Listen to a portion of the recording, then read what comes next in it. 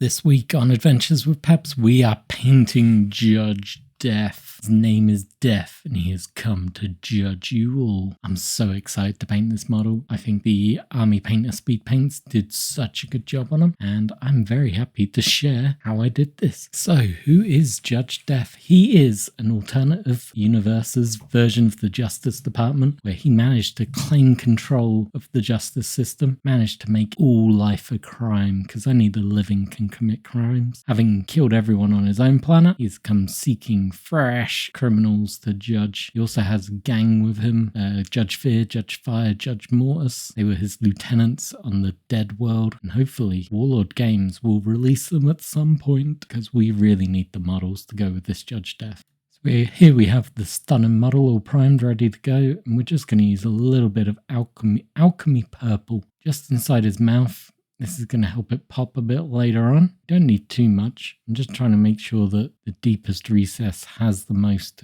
purple in there. Very hard to see at this stage, but you'll notice it later on. We then swiftly move on to the grim black, which I'm only going to use on his helmet. I like to make the helmet proper black, I guess.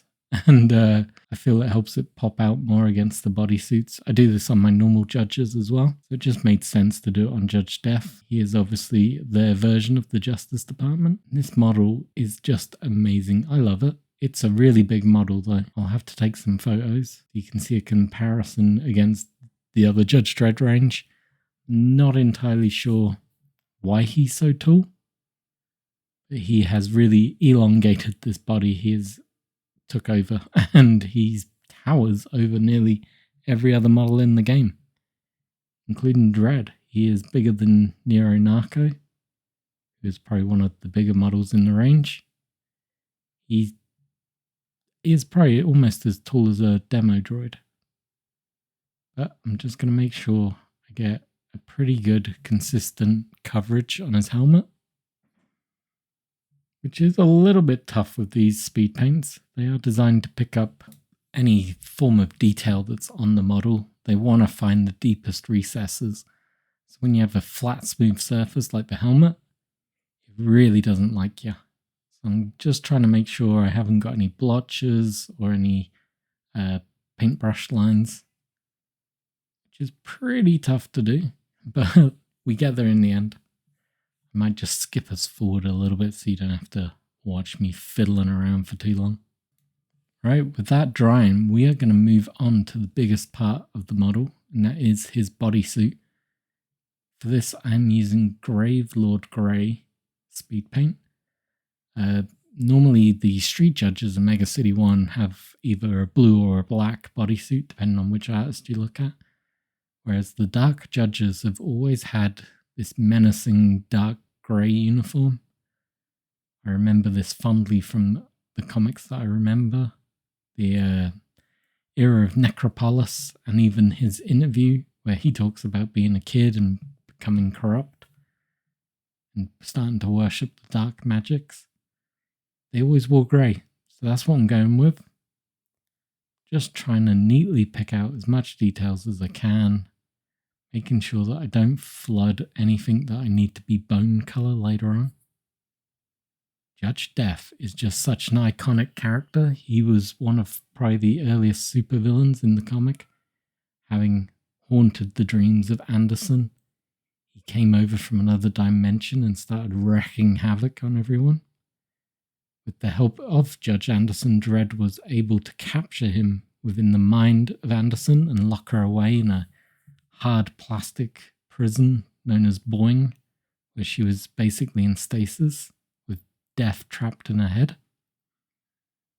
A few years pass in the comic, and we finally get a story where Death was able to escape. Through that, he hid away, hiding from Anderson, trying not to get captured, until one day she was manipulated into allowing him to get back to his comrades, and the four of them suddenly transversed into Mega-City One and created the Necropolis story arc. They create absolute havoc. It's a great story. I'm probably getting a lot of it wrong, but that's how I remember it. It's an absolute great story, great artwork. I highly recommend reading it if you've not ever read that story. But for me, Judge Death and his three lieutenants, Fire, Mortis, and Fear, they're so iconic. I really hope we get the other three judges. Judge Fear for me is probably my favourite of them. And I've got them in mongoose scale, so I might paint them at some point. They look tiny compared to this model, so they don't really match. But we're going to do his finish up this arm. We'll move on to his legs, so we'll come back to this in a minute. Alright, he is taking shape now. Bodysuit's done, helmet's done, he's got his pink mouth. It's time for the skin. We're using Malignant Green. I've not used this paint a lot. I'm hoping it will give him this deathly otherworld look. I'm hoping it's not too green. I've only used this a couple of times and I've had varying results. I'm hoping it's going to work. Let's, oh, look at that. I missed a bit on his leg. Washing the paintbrush. Don't you just hate it when you notice you've missed a bit? There we go. Let's clean this up pretty quick. Oh my god. Completely missed his ankle. Okay, back to the green. Like I said, I've had hit and miss results. I'm hoping this is going to be a hit today. Going to get his feet, his hands, and his face. I'm also going to try and get his teeth with it. Reason being, I don't really want to do bone on his teeth because I think that'll make him pop too much. So I'm going to water this down, just slightly off color his teeth. We'll see if that works for us. And there you go. Through the power of editing, I can say he is now dry, or drying. I grabbed the orc skin. I'm going to use this on his belt for his pouches. I was undecided in some of the artwork, especially when he's on Deathworld. The judges had orange, a very dark orange, on their judge's uniform. But then I realized he's in Mega-City One. He's going to have Mega-City One equipment as opposed to actual his own stuff. So it needs to be green. Sometimes I paint these brown because I think it looks better. But because I've not really got anything popping in this shade after this, I just thought it added a nice little layer of interest to him. So it's just going to be on his belt, his knee pads, his elbow pads, which would normally be green on a Mega-City Judge. I'm doing in a bone color. So really this is the only bold pop of color he's going to have on him. And with the model still drying, I grabbed the pallid bone. We're going to use this on his shoulder pads, his name badge, the belt buckle, knee pads, and his elbow pads. This is going to give him his weird bony effects that he has. And this paint is great. It's an absolutely great paint. I like using it for some flesh tones. I like using it for bone. It has this warmth to it, but it's not a pleasant warmth. It's hard to describe. It's kind of ancient bone from the grave. It's got a warm brown note going through it, but where it lightens up, it just looks pale and rotten, which is perfect for this model. So let me get all his little fiddly bits and we'll be right back. It's a little hard to see at this point, but he is nearing completion. I'm only after the 3-foot tabletop standard paint job. Really, all I gotta do is his visor, which on his helmet is actually a metal. So I've grabbed my runic grey, my go-to metallic, which is not metallic. We are just gonna flood that visor with this beautiful color.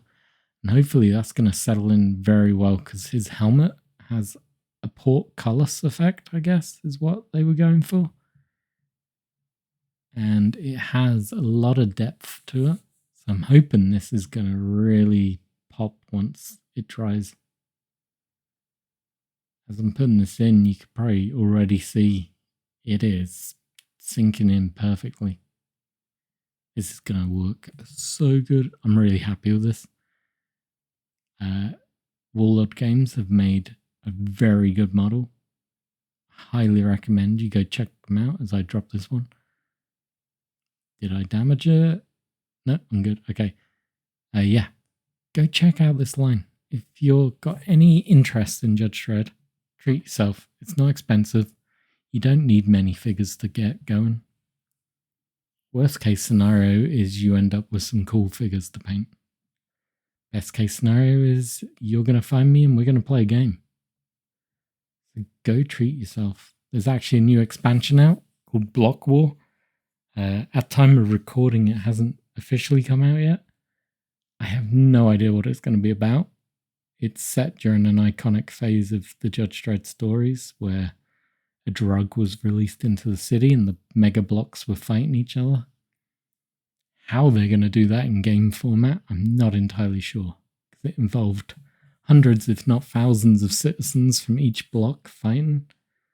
So I imagine it's going to be key skirmish games, maybe like a unit trying to blow up a power plant.